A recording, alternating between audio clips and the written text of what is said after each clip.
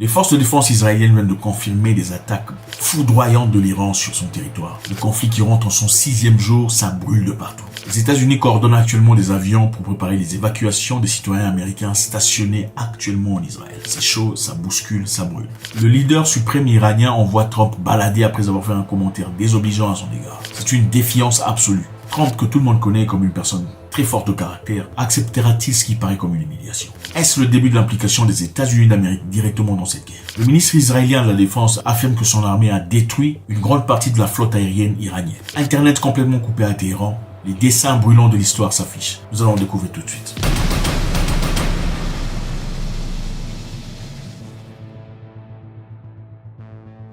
Avant de commencer, on va faire ça.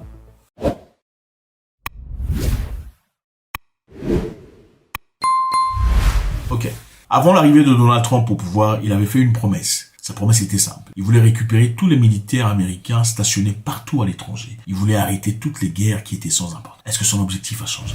Nous voulons une armée forte et puissante, et idéalement, nous n'aurons pas à l'utiliser. Vous savez, nous n'avons pas eu de guerre. Pendant 4 ans, nous n'avons pas eu de guerre, sauf que nous avons vaincu l'État islamique en un temps record, mais nous n'avons eu aucune guerre. Il disait, il va déclencher une guerre. Je ne vais pas déclencher de guerre, je vais arrêter les guerres. Mais c'est aussi une victoire majeure pour la démocratie et pour la liberté. Ensemble, nous allons libérer le destin glorieux de l'Amérique. Nous allons offrir l'avenir le plus incroyable à notre peuple. Les forces de défense israéliennes ont confirmé que l'Iran a lancé des missiles en direction d'Israël tôt ce matin, dans un conflit qui traîne à son 6e jour. Ce sont des frappes foudroyantes, évidemment de part et d'autre, mais clairement une information poussée du côté israélien. Les États-Unis d'Amérique actuellement coordonnent des évacuations. Les avions et des navires sont préparés pour évacuer les citoyens américains vivant à Israël. Je pense qu'il est essentiel de rappeler ici qu'il y a beaucoup d'Américains qui vivent en Israël, ou peut-être qu'il faudrait dire qu'il y a beaucoup d'Israéliens qui sont américains, et qui partent évidemment à cette opportunité qu'ils ont, puisque les choses ne sont pas tout à fait paisibles à l'instant. Pendant que je parcourais Internet, j'ai même vu quelque part des gens en train de moquer ces Israéliens en disant « Comment ça se fait qu'ils fuient la terre promise ?» Qui peut fuir la terre promise? C'est la terre promise, il faut rester dans la terre promise. Évidemment dans l'objectif de titiller ou de moquer ces Israéliens qui décident de quitter leur territoire. Dans une publication sur X, Mike Huckabee, qui est l'ambassadeur américain en Israël, a précisé que ceux qui souhaitaient quitter le pays doivent s'inscrire au programme STEP, Smart Traveler, afin de recevoir les mises à jour nécessaires. Donc ils sont là stimulés à renvoyer des gens qui veulent quitter le territoire pour partir. L'objectif du conflit ici est très simple. Israël affirme vouloir empêcher l'Iran d'obtenir la bombe nucléaire en enrichissant son uranium. Ceci évidemment pour eux justifierait les frappes contre les sites d'enrichissement d'uranium. Et après ces choses évidemment, les deux pays ont échangé des tirs. Donald Trump, le premier ministre israélien, Netanyahou, ont tous évoqué la possibilité d'éliminer directement le leader suprême de l'Iran. Chose qui, juridiquement, je ne sais pas si c'est justifiable. On se pose beaucoup de questions sur le plan légal et juridique. Est-ce qu'on peut physiquement éliminer le leader d'un pays libre? En parlant de libre, on parle d'un pays autonome. Qu'est-ce qui en tient de la légalité? Point d'interrogation. L'ayatollah a répliqué en disant que la reddition de Trump dans l'objectif, disant que l'Iran doit tout abandonner, était une menace ridicule. C'est-à-dire, Donald Trump a fait un commentaire selon lequel l'Iran devrait lever les mains entre ou encore complètement abandonner leur projet. L'ayatollah dit que c'était une menace ridicule. Ceci évidemment est un communiqué qui a été lu à la télévision. Donc il ne l'a pas dit directement. On a envoyé quelqu'un pour le faire. Pourquoi? Manifestement parce qu'on sait où se trouve la télévision nationale. Et si vous y pointez, on va naturellement cibler. Il a aussi souligné qu'une intervention américaine entraînerait des dommages irréparables. C'est une façon de dire aux Américains, faites très attention. Si vous entrez dans cette histoire, les dommages seront irréparables. Quel dommage pour l'interrogation? L'Iran aurait-elle des choses très importantes cachées sous les talons, qui ne veulent pas essentiellement montrer maintenant?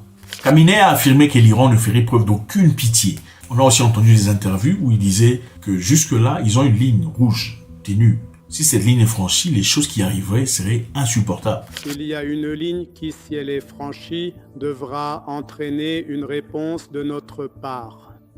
Et cette ligne sera définie par nos autorités compétentes, y compris les forces armées. Le président des États-Unis, dans des propos inacceptables, appelle explicitement la nation iranienne à se rendre. Mais nous lui disons, premièrement, adressez vos menaces à ceux qui en ont peur. les menaces n'ont jamais influencé le comportement ou la pensée du peuple iranien. Deuxièmement, dire à la nation iranienne de se rendre n'est pas une déclaration rationnelle. Des personnes avisées, qui connaissent le peuple iranien et son histoire, ne prononceraient jamais de tels propos, car la nation iranienne n'est pas une nation qui se rend et elle ne se soumettra jamais à l'agression de qui que ce soit. Est-ce une réalité vraie ou simplement des intimidations? Point d'interrogation.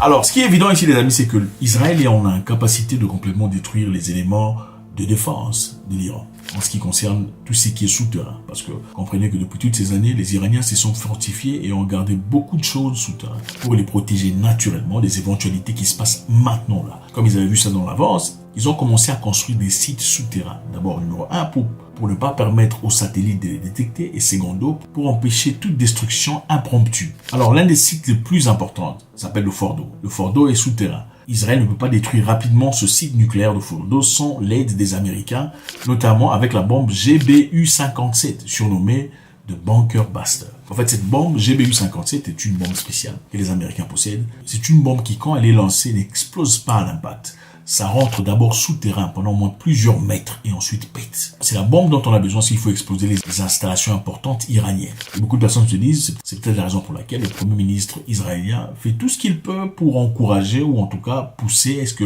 les États-Unis d'Amérique soient directement impliqués dans cette guerre. Il a été reporté que 5 personnes accusées de travailler pour le Mossad étaient arrêtées en Iran. Évidemment, c'est très délicat quand vous arrêtez des gens et qui sont peut-être pas agents de renseignement. Alors là, c'est bien triste. Il faut, dans ce cas, vraiment avoir des preuves pour certifier que la personne qu'on a arrêtée ici est un élément de l'équipe ennemie. En Iran, actuellement, il n'y a pas Internet. Internet a été coupé et il a été rapporté par le ministère iranien de la Communication que les restrictions sont temporaires. Dans l'objectif, empêcher l'usage malveillant sur les réseaux par les ennemis. Ça veut dire on se fait pirater. Il faut que je rappelle ici que Israël a les meilleures capacités de piratage cyber qui est au monde, sans doute. Et évidemment, si vous avez Internet qui fonctionne dans le pays pendant que vous êtes en guerre, il a de fortes facilités, probabilités en tout cas, d'accéder aux données très importantes pour les détruire. Et pour éviter cela, il faut carrément déconnecter Internet si pas le courant. Le gouvernement iranien a nié les affirmations de Trump qui a déclaré ce matin que des responsables iraniens avaient proposé une rencontre à Washington. Trump, évidemment, pendant qu'il discutait avec des journalistes, a dit que des responsables iraniens avaient proposé de négocier à Washington. Donc moi, je l'ai dit. Pourquoi est-ce que vous n'avez pas négocié avec moi il y a 2 semaines?